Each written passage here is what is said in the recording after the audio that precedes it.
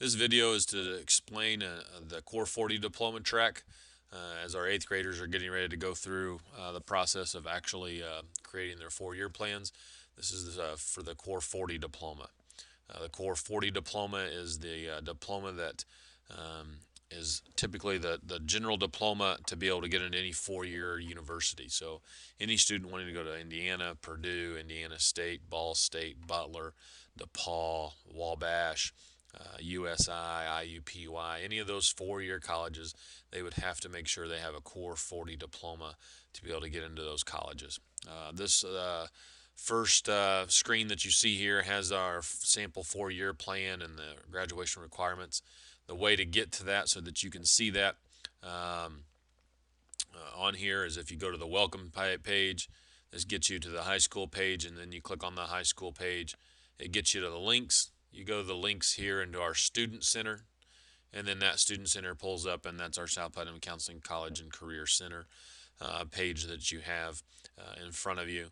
For today, it has a lot of information on this site, but for today, if you go to resources and handouts, you can see the graduation requirements are down here. On the pull-out menu, you click on graduation requirements, and then it pulls up all the different graduation requirements. As you can see, there's the Indiana Core 40, the technical honors, the academic honors, and then there's a course list, and then the diploma decision guide. For this video only, it's the Indiana Core 40, so you'd click on the Indiana Core 40, and that brings you to this page that has the Core 40 on it.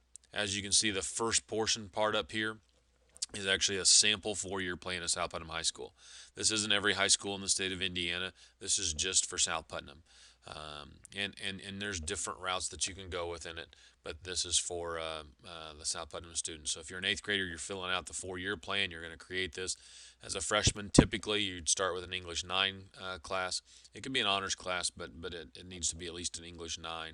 Algebra 1, unless you've already taken the Algebra 1, then you'd be in geometry, but 90% of our students would be taking Algebra 1 as a freshman. Biology 1 or A, PE, careers and health, and then typically most students will take a Spanish 1. Indiana University, Purdue University, some colleges require you to have those 2 years of Spanish, and so we always like to start off that year with Spanish 1.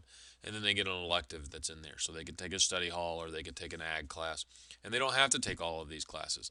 Typically the English 9, Algebra 1, Biology, those are classes they're going to take. Maybe they decide to take an advanced PE if they're in a sport, and they can wait and take the careers and health. But this is the typical sequence of courses for that freshman year. Then into the sophomore year, you have some leeway there, but English 10, Geometry 1.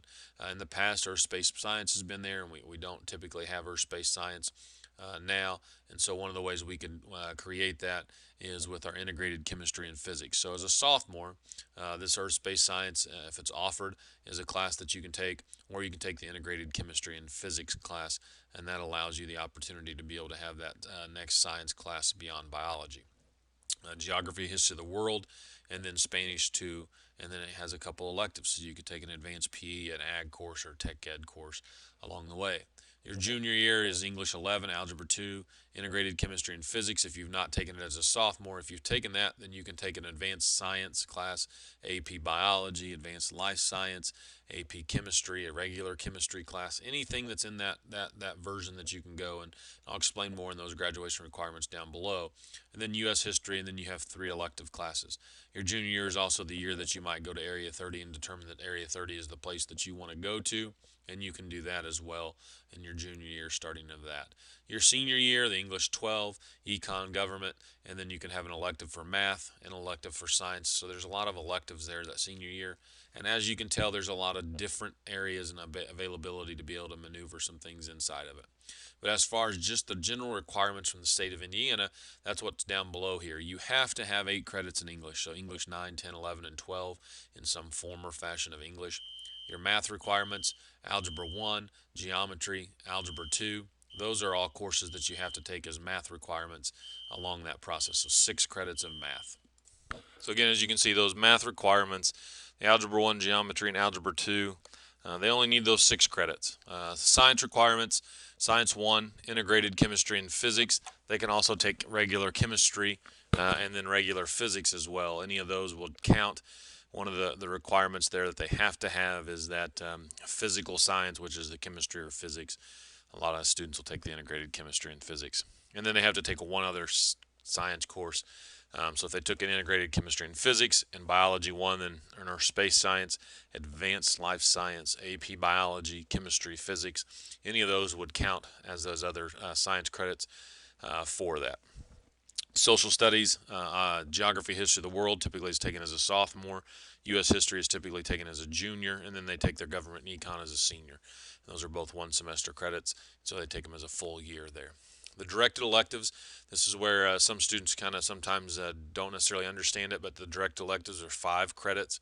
Any number of the combinations, so world language, fine arts, career and technical education. So if they go to Area 30, those count. They take tech ed courses, those count. Take ag courses, those count. Choir, fine arts, band, those are fine arts classes. World language is the Spanish class. As you notice on here, it is not required for you to take a Spanish class to be able to graduate with a Core 40. However, some colleges require that. So your Purdue's, IU's require you to take 2 years of a foreign language. Indiana State does not typically do that. Ball State typically does not do that. But again, it's not required of you to take Spanish to fulfill your graduation requirement, but some colleges, and that's why we always like to put it in there as a freshman and sophomore year. Other requirements that you may need: PE, you need 2 credits of that. Careers and health, you need 1 credit of each. And then you have 8 elective credits to make up the 43 total that you have to have. You have to have those 43 total credits to graduate from South Putnam.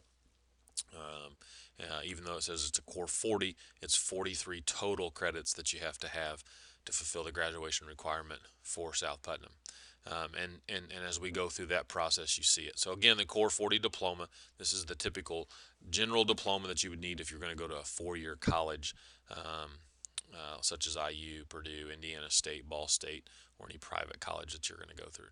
Hopefully this is very helpful for you as you go through the Core 40 diploma process for the 4-year plan as 8th graders. Thank you.